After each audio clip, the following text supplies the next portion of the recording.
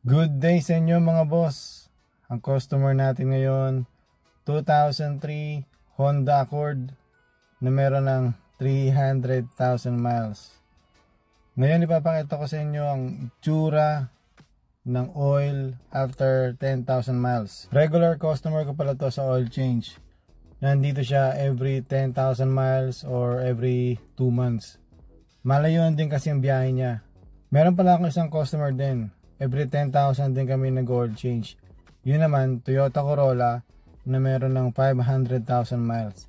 Ilalagay ko na lang sa description yung link. Ito, pakita ko muna sa inyo yung mileage. 301,454. Original engine yan. Yan, dito pakita ko muna sa inyo yung ilalim. Yan, medyo madumi pero walang mga kalawang. Ayan, so buksan natin tong drain plug. Yan, medyo mainit lang guys.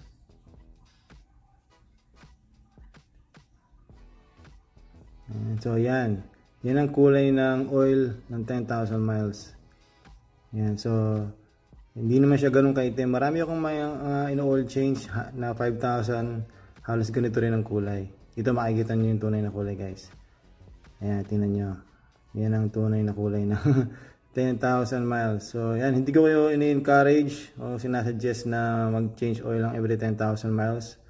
Pinakita ko lang sa inyo yung itsura ng oil para may may idea kayo. Yan, so yan ang oil guys. Sa mga mas modelo pang sasakyan, mas malinis pa dito yung oil kahit 10,000 miles na oil change.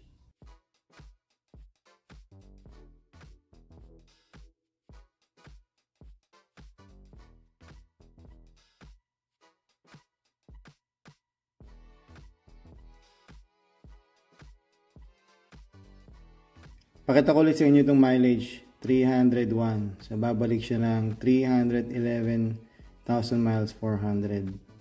Yan, so para 10,000 miles.